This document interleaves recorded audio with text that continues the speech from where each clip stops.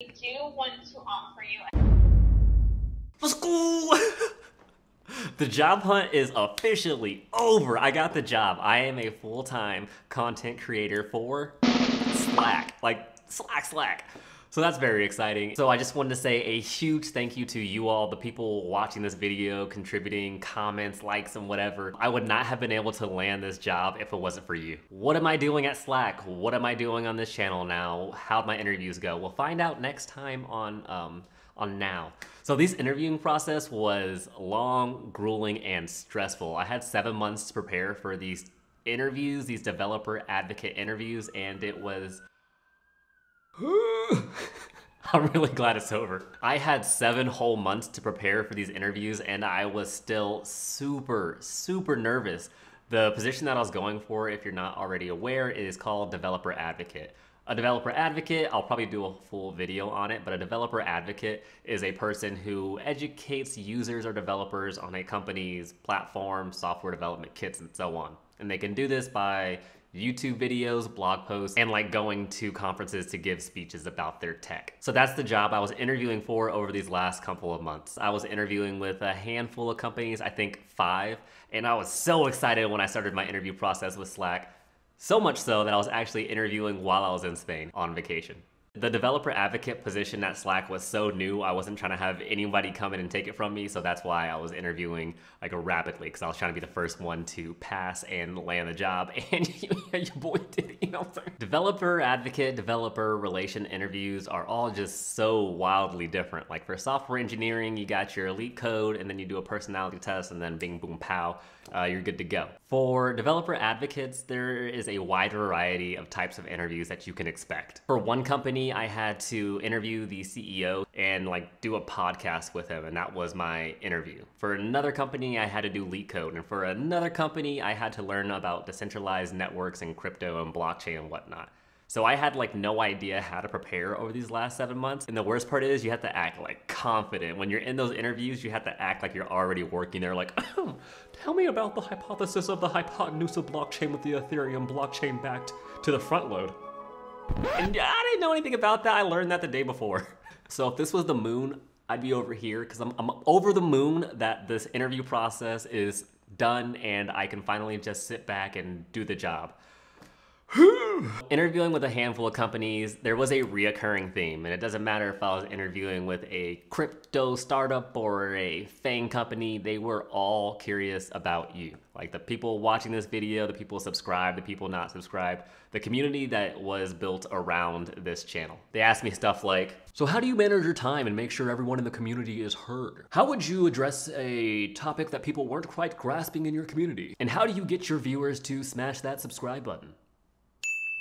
And when they started asking questions like that, like my anxiety, my stress started to fade away because I'm like, oh, I know that answer. I know that answer because I have so much practice talking to people like you in my Discord, in the comments, and through this camera lens that I'm acting like is your eyes.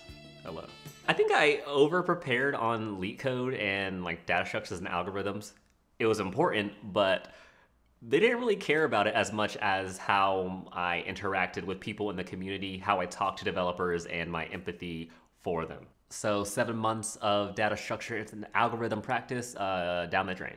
No, I'm just joking. It's valuable because everyone should know how to reverse a linked list. They had great news when they called me for my offer, and it went like this. And we do want to offer you a senior developer advocate title, up-level the role because that's where the team sees you. They, want to bring you in at the level that makes sense for your experience, for what you'll be able to bring to the team immediately. Wow. So, congratulations. We were crying, jumping for tears and joys, and there's a lot of emotions going on. They wound up offering me the level above the position I was actually going for. So they offered me a senior developer advocate position, which is just That was great. I'm not sure if you can tell in the video, but my hair was like all the way pushed back because every 10 seconds I was like, oh my goodness gracious, this can't be happening. Like oh goodness. When you apply for a job, it's one thing to get the job, and it's just a whole entire different feeling to get the job above the job that you wanted. And once again, I was only able to get this job because of this community and the people, the yous watching this video. So thank you. Good. So I'm in tech. I made it. This whole entire channel was to document my process of me breaking into tech, and now I'm here, I guess. So that begs the question, what type of content do you want to see now? And what type of content do I want to make now? So many questions. I'm not sure the internet needs more coding tutorials, and I'm not sure I want to do coding tutorials at work and then do coding tutorials in my free time on this channel. I've branded this channel as lifestyle and tech, and it isn't really lifestyle and tech as of right now. It's lifestyle and software development type stuff. So I'm really thinking I want to maybe try my hand in reviewing products and trying out new pieces of tech and doing commentary on like software that's coming out, tech companies that are on the rise, too big to fail, and stuff like that. Stuff where I can be a little bit more Jeremiah Peoplesy and less, well, the 1 goes next to the 0 and the 0 goes next to the 1. If you know what I mean. So I'm curious, like, what kind of videos do y'all want to see? Drop it in the comments, because what's up? What's good? What are we doing now? Let's figure it out. Comedy sketches, tech reviews, buying real estate, selling real estate, losing all my money on Bitcoin. Let me know what kind of videos you guys want to see. I made my first video when I had 1 year of experience, and I was just starting to tip my toe into software development, and it is ridiculous and crazy to look back at that first video and look at my life from that perspective.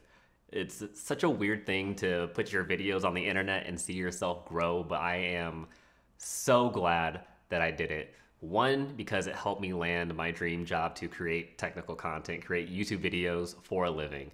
2, I get to see like a little snapshot of my older self, which is, again, a weird thing to do. And 3, I get to flex my creative muscles. This is a fun thing to do, and I've enjoyed every step of the way in all the equipment, lights, tech, research that I had to do just to make a video like this. It's been such a fun process so far. Whether you've been with me since the very beginning or you just joined me for this video, I want to say a huge thank you, because this life that I'm living right now would literally not be possible without all of you.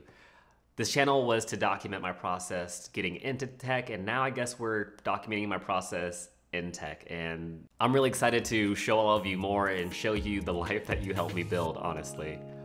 So again, I'm incredibly thankful. I'm Jeremiah Peoples, and I will see you on the next one. See ya.